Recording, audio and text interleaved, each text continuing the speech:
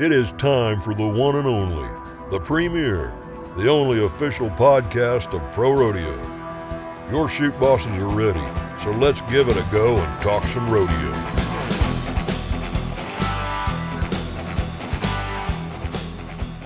Hello, everyone, and welcome into a special episode of the Chute Bosses here at the 2024 Wrangler National Finals Rodeo presented by Teton Ridge. And thanks to our big sponsor for making this all possible, Husky Trailer Parts Company. Joined by a special guest, three-time PRCA world champion Tim O'Connell. Jumping on the show, you're going to be with me all week here, Tim, just chatting about what we see out here. And let's just get this thing started. What a great night it was, and how was it for you? You know, one of the first times you haven't been back here competing, but you get to look at it from a different side. What was night number one like for you? It was electric. I mean, it truly is. Like, the Thomas and Mack is hollow ground. The energy in this place is unmatched. A different first time in 10 years that I didn't get to nod my head on night one at the Yellow Buck and Chutes, but the energy was still there. I get to be a part of the show through the broadcast, and to be able to call the X's and O's on this great group of bareback riders that are presenting our sport on the toughest year in history to make the national finals. You know, Richie Champion 7 years ago would have went into the world finals, number one in the world with $127,000. That was 15th by $213. That's crazy. I mean, this is a ruthless set of bareback riders that just proved tonight anybody can win at any given time. Well, let's talk about that, man, right off the top of the show here. How about Weston Timberman? The young kid comes in. You know, I had a chance to chat with him after he won the round tonight, and just cool, calm, and collected. You know, it seemed like it was a kid that had been here. He said he was a little bit nervous about an hour before, but he said once he got up there and it was a horse he was familiar with, and then everything kind of clicked. How impressed were you with what the rookie did here tonight? I'm really impressed with Weston, but it doesn't surprise me either. He's been in the lead for the Rookie of the Year race the entire year. He's never faltered back. He had a super hot winter. He kind of got slowed down and then kind of started falling to that bottom half of that top 15 and then kind of realized it and then just kicked it back into overdrive.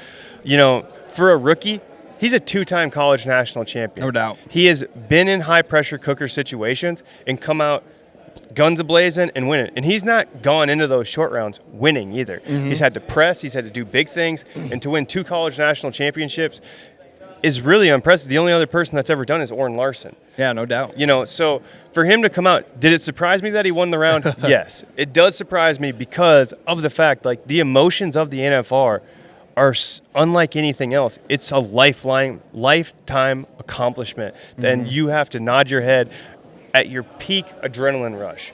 And for him to stay calm, cool, and collected and handle the horse, too. The horse did it's a not tough horse to handle, yeah. Yeah, it wasn't like she was just smooth around there to the left. She had a back and forth, and she was packing, and he had to just stay calm. He collected her really good off the first three jumps, and when she finally found her left lead and came around there, Weston opened up and finished an amazing ride. And, I mean, I tell you what, I was just uberly impressed. On paper, I didn't see it coming.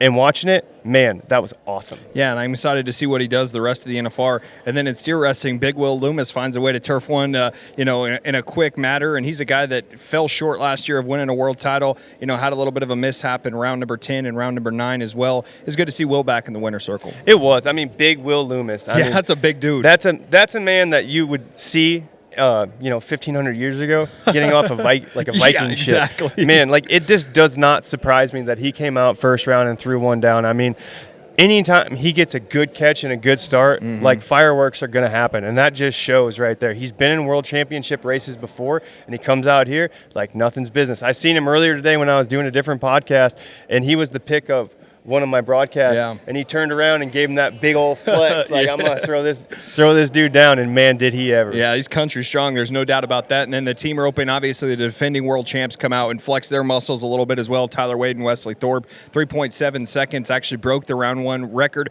And, Tim, you know what it's like if you're a defending champ. You know, you come back with a little bit of confidence, a little bit of swagger, and those guys came out tonight and said, hey, we're going to be a force to reckon with again. Yeah, and that's the thing you have to do. Yep. When you want to defend a world title, you need to let everybody know what's up. Night number one, we're here. We're players. We're going to do this again. Like, we won this last year. Here's an exclamation mark why we did it. They came out, put it on, super clean run, super fast run. I mean, that's exactly the start you want to have to defend that gold buckle. Well, you talk about defending it and guys that want to come out. Let's go on to another rough stock event. Zeke Thurston, man, the guy just has made the Thomas and Mack a second home. He comes out, he's impressive again, and I don't know how you stop Zeke Thurston in the Thomas and Mack. It just seems like, you're like, oh, he's sixth in the world. He's got an outside shot at winning a world title. Now after one night, he wins $33,000, and he's up to third in the world standings. You don't stop Zeke Thurston. You have to press. Yeah, you and do. Hope that your style is better than Zeke Thurston. Zeke is starting to get into a class of all-time greats. I truly believe, and I've said this for the last couple of years, we are witnessing the greatest bronc rider of all time compete right now, and he does it so quietly. He does. I mean, like tonight, was it a surprise that he won? No, it wasn't. Zeke just went out there and did Zeke Thurston, put it on Yellowstone. That's the second time in 2 years he's won a round on that horse. And, I mean, made it look effortless. And he looks sharp. He looks fast. His style with his upper body is very pretty as a bronc rider. I would take Zeke Thurston against anybody in the history of saddle bronc riding. No, I completely agree with you. And it seemed like that was a theme tonight, Tim. World champions coming out and proving why they're world champions. Riley Webb did the same thing in tie-down roping, 7 seconds. And, he's another guy that's kind of setting into that 3 to 5 range in the world standings. He was a young kid last year, had Haven Medjid right on his heels the entire Wrangler National Finals Rodeo, but he held him off and won the world title. And he comes out tonight, and the young kid's back in the winner's circle. I tell you what, too, with Riley, that was the one returning world champion that I love that the most, because everyone, even though he dominated the national finals, dominated the season earnings record, dominating a world championship, everyone keeps talking about Houston on him and putting that. No doubt. Well, the asterisk. If he wouldn't have had the $50,000, if he wouldn't have the $50,000, would he have propelled himself? Yeah. Riley Webb is a stud, and he just showed you why tonight.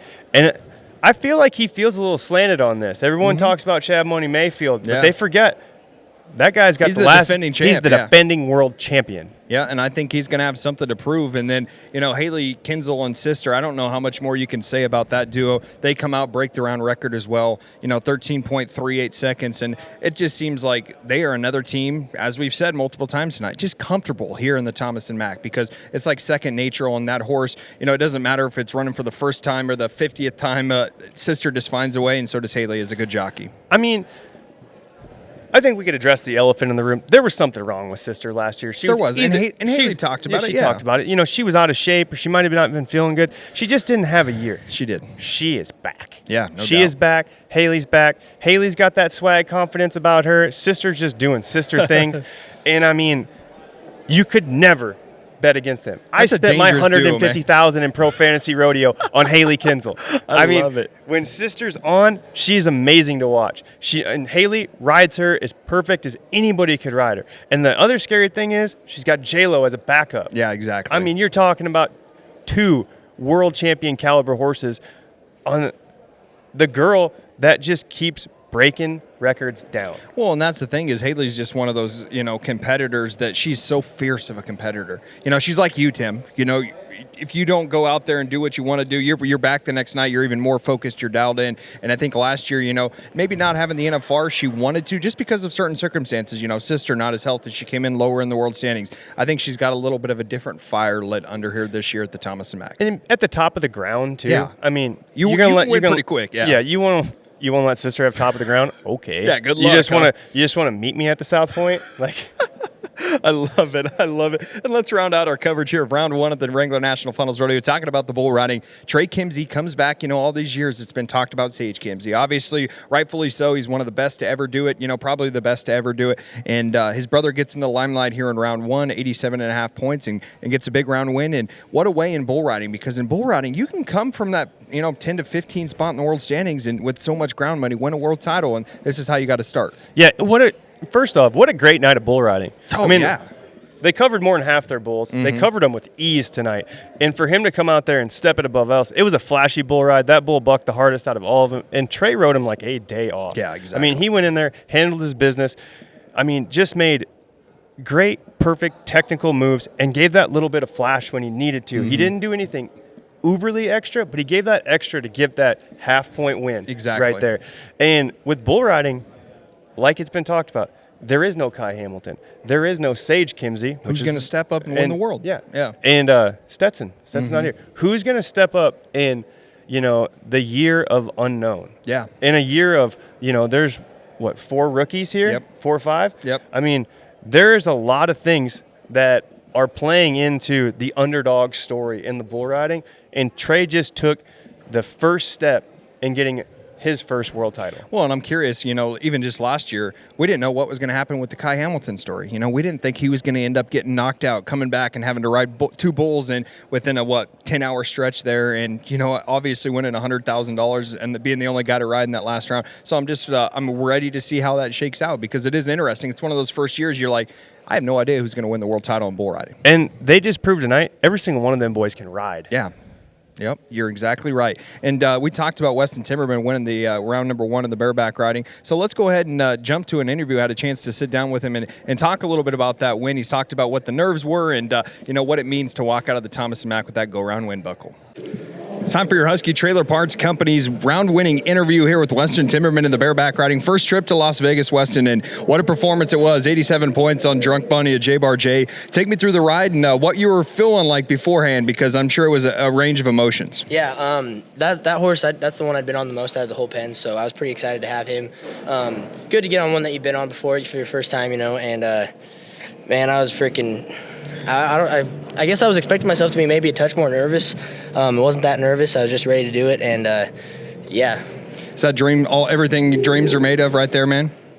Yeah, I tell you what, you can think about it and dream about it, and I mean, you could see the emotion. There was no holding it back.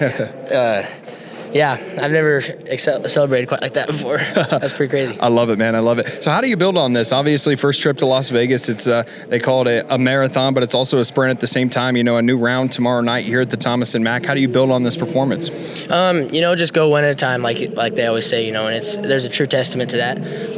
It's a new horse every round. They're going to do something a little different, and just go out there, do your job, and just be a horseman. That's kind of my big goal, and expect to come out on top at the end. Were you nervous at all? Maybe like an hour or so before it kind of hit me that I was warming up the Thomas & Mack. But once I saw Drunk Bunny in the chute, I was like, oh, this is my buddy. I've been on him a bunch. So after that, it was game over. Kind of went back to whatever other rodeo feels like at that point. Horse you match up with. Did it, when you got off that horse, did you feel like you'd done enough to win the round at that point? I didn't even care. Yeah. I just went out there and did my job and felt good about it. And yeah, that's all that mattered to me. And yeah. Awesome, man. Well, congratulations. Heck of an accomplishment. Let this one soak in a little bit, and we'll see you back here tomorrow night. Thank you. Yes, sir. There it is. Weston Timberman wins round number 1 here at the 2024 Wrangler National Finals Rodeo presented by Teton Ridge. Have you been searching for trailer parts? Check out HuskyTrailers.com for their huge selection of in-stock trailer parts. From axle kits to lighting, wheels and brakes to suspension, we have it all covered. For 62 years, Husky's been keeping their customers traveling down the road safely. Shop online at HuskyTrailers.com and use code NFR24 for 10% off. That's HuskyTrailers.com, where everything ships for free. Husky's proud to be an official partner of PRCA and the NFR. Husky Trailer Parts, generations of trust delivered. Cowboying is in our blood. Cowboying is in our bruises. It's in our rain-soaked jackets. In our calloused hands, tested by barbed wire and rope. Our mud-stained boots to the crown of our Resistol hat. You live out west for even the shortest time, and there's one thing you learn. You can't pretend out here. Resistol. We live it every day. And Weston, you can just tell a humble kid, but also a confident kid. It's one of those things where he knows he's good enough to be here, and I think he knows he's good enough to win a world title. I agree.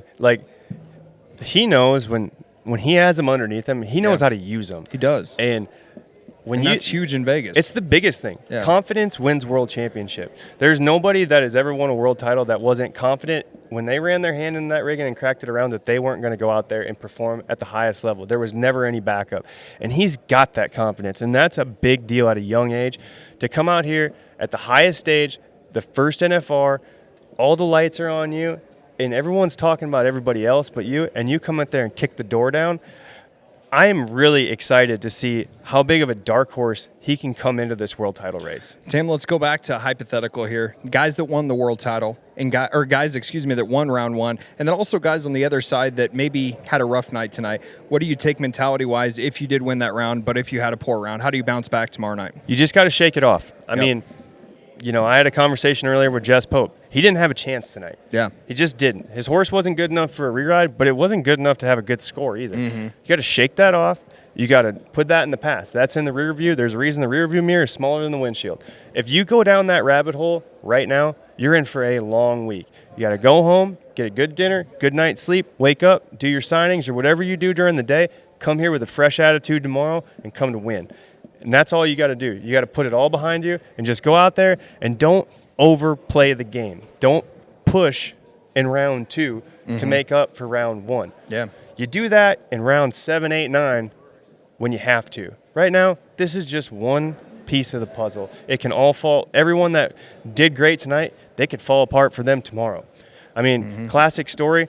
In 2020, after round 3, I fell 9 points behind Casey Fields in the average. I went home. I told my wife, I'm going to have to chip away at this for the next 6 nights. And hopefully we're close to each other in the average. Yeah. Made all 9 points up the next day. He pressed, made a mistake. I capitalized.